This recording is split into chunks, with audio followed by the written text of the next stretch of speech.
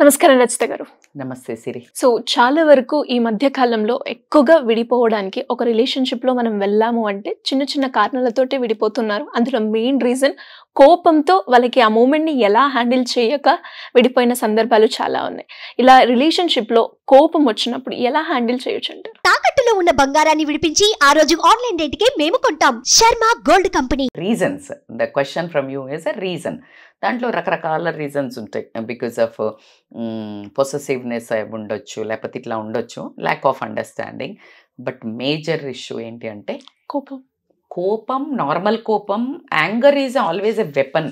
అంటే నీ కోపం ఏదైతే ఉంటుందో చూపించాల్సిన టైంలో, చూపించాల్సిన దగ్గర చూపిస్తే గనక అది ఒక మంచి ఆయుధం. అదే పిచ్చుక మీద బ్రహ్మాస్త్రం అని అవసరం లేని చోట, ఊళ్ళో గొడవ, లేకపోతే ఏదో ఒక మైండ్ సెట్, ఫ్రస్ట్రేషను నీ పార్ట్నర్ అనుకునే వాళ్ళ మీద చూపించినప్పుడు ఒకసారి 2 సార్లు భరిస్తారు. ఆ తర్వాత అది ఖచ్చితంగా తెగిపోవడానికే నాంది అవుతుంది. తన కోపమే తన శత్రువు అనేది అక్షరాల వాస్తవం ఏ రిలేషన్లో తీసుకున్నా.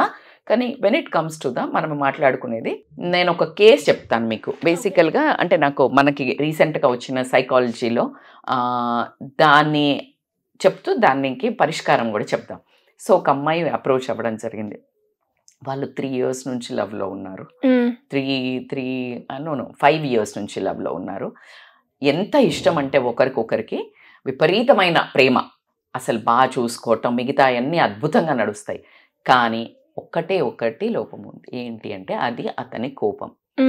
ఆ కోపము చెయ్యబట్టే ఇప్పుడు ఈ అమ్మాయి రిలేషన్ని ముందుకు తీసుకెళ్లాలా లేదా అనే ఒక సంక్షోభంలో పట్టడం జరిగింది. తను మనల్ని అప్రోచ్ అయ్యింది. సో తను చెప్పే పరిస్థితి ఏంటి అంటే, ఆ కోపము ఎలా ఉంటుందంటే అసలు ఆ కోపం వచ్చినప్పుడు ఆయన సెన్సెస్లో ఉండడు. విపరీతమైన కోపము. ఆ కోపం వచ్చి రీసెంట్గా వాళ్ళకి ఒక గొడవ జరిగిందంట. ఇంత అగ్రెసివ్ స్టెప్ ఆ అమ్మాయి తీసుకోవడానికి, ఆలోచించడానికి కూడా రీజన్ ఏంటి అంటే, ఆ చిన్న మనస్పర్ధం ఏదైతే వచ్చిందో దానితోటి ఆ అబ్బాయి ఉద్రేకంతో అంటే చేతిలో ఉన్న వస్తువులు విసిరి కొడుతూ, గట్టిగా అరుస్తూ చేయి చేసుకోవడానికి కూడా ముందుకు రావడం జరిగింది. విచ్ ఈస్ వెరీ బ్యాడ్ కదా. అంటే ఎవరి మీద చేయి చేసుకోకూడదు. అలా ప్రేమించే వ్యక్తి మీద, ఒక ఆడదాని మీద చేయి చేసుకున్నవాడు ఇంకా నా ఉద్దేశంలో పశువుతో సమానమని ప్రవక్తలు చెప్పిన మాట ఉంది. అంటే పశువుతో సమానమని. సో అట్లా చేసుకోవడానికి వస్తున్నాడు. సో అది అతనికి తెలీదు. ఎప్పుడు ప్రతిసారి ఇది జరుగుతూనే ఉంటుంది. నువ్వు ఇలా చేస్తే నేను నీతో ఉండను అని ఆవిడ 1,00,000 సార్లు కండిషన్ పెట్టినా కూడా సరే అని చెప్పటం, మళ్ళీ మాట తప్పడం అనేది తంతుగా సాగుతూనే ఉంది ఇన్ని సంవత్సరాల్లో. అలా కాకుండా ఈ అమ్మాయి మీదే కాదు, ఏదో మరి అరుస్తున్నాడా అంటే లేదు, పేరెంట్స్ మీద కూడా వాళ్ళతో పాటు ఎప్పుడైనా ఇలాగ మనస్పర్ధలు వచ్చినట్టు పైన బాల్కనీ నుంచి కానీ, లేకపోతే ఏ చేతిలో ఉంటే ఆ వస్తువులను కిందికి ఇసిరేయటం, పగలగొట్టడం అనేది అతని బిహేవియర్ ఇష్యూ. సో ఇప్పుడు అమ్మాయి క్వశ్చన్ ఏంటి అంటే, నేను ముందుకు వెళ్ళాలా, ఏం చెయ్యాలి? So dilemma. ఎందుకు?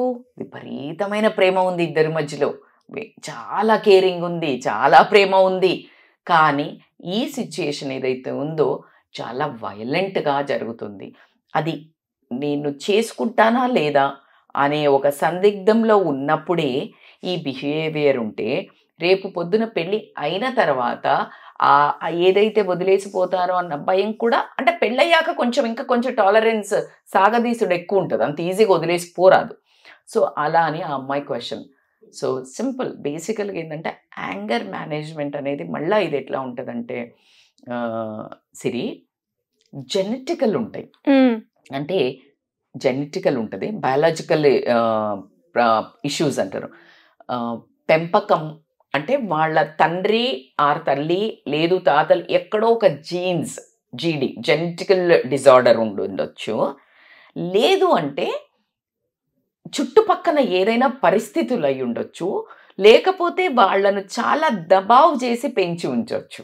సో ఇప్పుడు ఈమె క్వశ్చన్ చెప్పిన దానికి సొల్యూషన్ చెప్పుకునే ముందు అర్థం చేసుకోవాల్సింది ఏంటి అంటే, ఇతన్ని నువ్వు రియల్గా ప్రేమిస్తున్నావు, నీకు అతని మీద అభిమానం ఉంది, నీకు కంటిన్యూ చేయాలని ఆలోచన ఉంది కాబట్టికే ఇంత దూరం వచ్చావు. అంటే వదులుకోవాలి అనే ఈజీ అయితే లేదు. ఇవాళ రేపు అసలు తుమ్మితే తగ్గితే వదిలేసుకునే వాళ్ళు ఇన్ని ఏళ్ళు ఆ కోపాన్ని భరిస్తూ ఉన్నారు అంటే విపరీతమైన ప్రేమ ఉన్నట్టే ఇద్దరి మధ్యలో. సో కానీ ఈ అమ్మాయిని మరి కలిసి ఉండు అని చెప్పాలి అంటే కూడా ఒక రకమైన భయమే. ఎందుకు అంటే కోపం వచ్చినప్పుడు ఎలా బిహేవ్ చేస్తారో తెలీదు. ఫ్యూచర్ వెళ్ళాక అంటే ఇప్పుడో కలుస్తాము అన్నప్పుడే నువ్వు ఇంత ఉధృతమైన బిహేవియర్, ఇంత వయలెంట్ బిహేవియర్ చూపిస్తుంటే పొద్దున్న లేస్తే ముఖం చూసుకోవాలి. పొద్దున్న లేస్తే నీకు చాలా నచ్చవు సిరి. లవ్ ఈజ్ ఎ డిఫరెంట్, పెళ్ళి ఈజ్ ఎ డిఫరెంట్, అసలు marriage is totally different contrast యార్. పొద్దున నీకు ఇంట్లో అమ్మ నాన్న వండి పెడితే ఇట్లా అని తిప్పుకుంటే తయారయ్యి నువ్వు అమ్మ నాన్న చేసి లేకపోతే నువ్వేదో జాబ్ చేసి ఇట్లా బండి వేసుకొని కారు వేసుకొని వచ్చి ఒక లవర్ని ఎక్కించుకొని పోయి కొంచెం సేపు ఇంకా అప్పటికే కొంచెం బోర్ కొడితేనే నువ్వు వెళ్ళు లేకపోతే నేను మళ్ళీ కలుస్తా అని చెప్పే రిలేషన్ నుంచి నీకు ఆప్షనే లేదు. పొద్దున్న అన్నప్పటి నుంచి నీ ముఖం చూడాలి. అప్పుడు నువ్వు గురక కొడుతున్నావు అనుకుందాం, లేకపోతే నువ్వు ఫోన్ పట్టుకున్నావు అనుకుందాం, నువ్వు లేకపోతే పిల్లలకి ఏం చేస్తావు, నువ్వు పని సరిగ్గా చేస్తలేవు, నువ్వు breakfast, oh my God it's so much in life in front of నీకు. లేకపోతే స్నానం చేసి నీళ్ళు వేసుకునే రావచ్చు, లేకపోతే అన్హైజీన్ ఉండొచ్చు, అంటే లైక్ ఓసిడీలు ఉన్నోళ్ళు. ప్రతి చిన్న దానికి ట్రిగ్గర్ అవుతుంది. సో ఆ పర్సన్కి ఎక్కడ ట్రిగ్గర్ అవుతున్నాయో గమనించాలి. ఆ ట్రిగ్గర్ అయ్యేటి కంట్రోల్ చేయగలుగుతామా గమనించాలి. మేడం నేను ఏమైనా చేస్తా, తన కోపం తగ్గించండి మేడం, తన ప్రేమ ఎంత బాగా అనిపించు. ఎస్, అప్పుడు నువ్వు అతన్ని కూర్చోబెట్టి you need to talk to that person. Okay, and madam నేను మాట్లాడిన ఒట్లు వేయించుకున్న ఒట్లు గిట్లు కాదు, కన్వే చేసే విధానము వినరమ్మా. వాళ్ళకి కూడా సెన్సెస్ ఉండవు. ఒకటే చెప్తున్నా కదా, సబ్ కాన్షియస్ మైండ్లో వాళ్ళ బిహేవియరల్ ప్యాటర్న్స్ మారడానికి పేరెంటింగ్ ప్యాటర్న్స్ యూజ్ అవుతాయి, జెనెటికల్ యూజ్ అవుతాయి, జీన్స్లో ఉండుండొచ్చు. లేదు అంటే ఈ ఏదైతే పాస్ట్లో వాళ్లకు ఏదైనా పేరెంట్స్ దగ్గర నుంచి అయినా బయట స్కూల్లో అయినా టీచరు, ఇప్పుడు ఫర్ ఎగ్జాంపుల్ ఇద్దరు ఉన్నారా పిల్లలు స్టూడెంట్స్, ఇద్దరు అల్లరి చేస్తారు, చాలాసార్లు మిస్ఫైర్ అవుతుంది. టీచర్ వచ్చి అసలు అల్లరి చేసినోడిని కొట్టరు, ఆ పక్కనోడిని కొడతారు. సో కాబట్టికి వీడికి ఒక రకమైన కసి, ఎందుకంటే ఎవరు ననలేకపోయాడు కదా, ఆ టీచర్ ననలేడు. సో ఇలాంటి కసి ఇలాంటి చాలా ప్లే అవుతాయి. సో వీటిని రూట్స్ నుంచి థెరపీస్ తోటి తీయాల్సి ఉంటుంది. సో ఇప్పుడు ఆ పర్సన్ నువ్వు వెళ్ళిపోతా అంటే భయపడో బాధపడో ప్రేమతోటో నువ్వు మన ఇద్దరం కలిసి ఈ యొక్క పడావు అంటే ఈ యొక్క ప్రాబ్లమ్ని ఫేస్ చేస్తూ దీనికి సొల్యూషన్ నేను ఇవ్వడానికి రెడీ ఉన్నా, నువ్వు ఓకేనా అని అబ్బాయితో మాట్లాడాల్సి వస్తుంది. Because otherwise once you record that, హిడెన్గా పెట్టి ఎవరితో అయినా రికార్డ్ చేయించిన how he will behave when is angry. ఎందుకంటే వాళ్ళకు కూడా తెలియకపోతుండొచ్చు, కావాలని పొగరుతో చేసేవాళ్ళు భరిస్తుందిలే అని ఒక రకమైన అగ్రెసివ్నెస్ యాటిట్యూడ్తో ఈగోతో చేసేవాళ్ళు కొంతమంది ఉంటే, ఒకళ్ళు నేను ఇప్పుడు చెప్పిన ప్రాబ్లమ్స్ తోటి రియల్గా వాళ్లకు తెలియకుండా బిహేవ్ చేసేవాళ్ళు కొంతమంది ఉంటారు. చాతగాక అద్దం ముఖం నేలగొట్టే ఆ టైపు కొంత బ్యాచ్ ఉంటారు, ఆ కోపం చూపించేవాళ్ళు. వాళ్ళ దగ్గర ఆన్సర్ లేనప్పుడు కోపం చూపించేవాళ్ళు వేరే ఉంటారు. ఇప్పుడు నీ దగ్గర ఆన్సర్, నువ్వు ఎందుకు ఇలా చేసావు, నువ్వు ఏదైనా తప్పు చేసావు అని అంటే వాళ్ళ దగ్గర ఆన్సర్ ఉండవు. They will raise their voice to make you shut. So కాబట్టి మరి అన్నిసార్లు తప్పు ఉన్నోళ్ళ కాదు. So you have everything in కస్టమైజ్డ్గా ఒక్కొక్కళ్ళ బిహేవియర్ యాటిట్యూడ్స్తో ఉంటుంది. సో అతన్ని కూర్చోబెట్టి మాట్లాడి రిటర్న్లో, because they don't know what they are doing.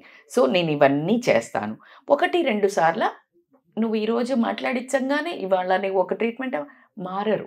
It takes time. నీకు ఆ పేషెన్స్ ఉందా, అంత ప్రేమ ఉందా, అది వయలెంట్ ఉంది అంటే that therapy is very much needed and immediate. ఆ థెరపీలో నీకు చాలా రోజులు అంటే ఒక 1 year అంత రోజులు తర్వాత అతని బిహేవియర్ సద్దు మనుగుతుంది అని అనుకున్నప్పుడు then you can continue the forward. ఇంకా ఫ్యూచర్ ఏంటి అనేది చూసుకోవాల్సి ఉంటుంది. That's what I personally did, because there is no point. నువ్వు జీవితాంతం లోపలికి వెళ్ళిన తర్వాత రావడం కష్టం. సో అప్పుడు ఒక మచ్చతో రావాల్సి ఉంటుంది.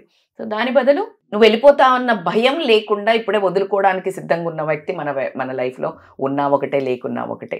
నీకు ప్రేమ ఎంత ముఖ్యమో ఎప్పుడు కానీ చూడండి, 90% మంచిగా చేసిన 10% చేయకపోతే నీకేం గుర్తుంటుంది సిరి? 10% గుర్తుంది. అది మన హ్యూమన్ టెండెన్సీ.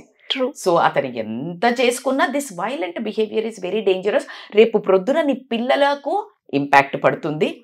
రేపు పొద్దున మీ ఇద్దరి జీవితాలలో ఏమైనా అతను హామ్ చేసుకోవచ్చు, నీకు హామ్ చేయొచ్చు. If it is peaks above levels, పిల్లల ఫ్యూచర్ అయితే ఎలాగూ ఖరాబ్ అవుతుంది. సో కాబట్టికి దీన్ని ఆలోచించి దీనికి కౌన్సిలింగ్లో ఫస్ట్ స్టెప్స్ ఉంటుంది.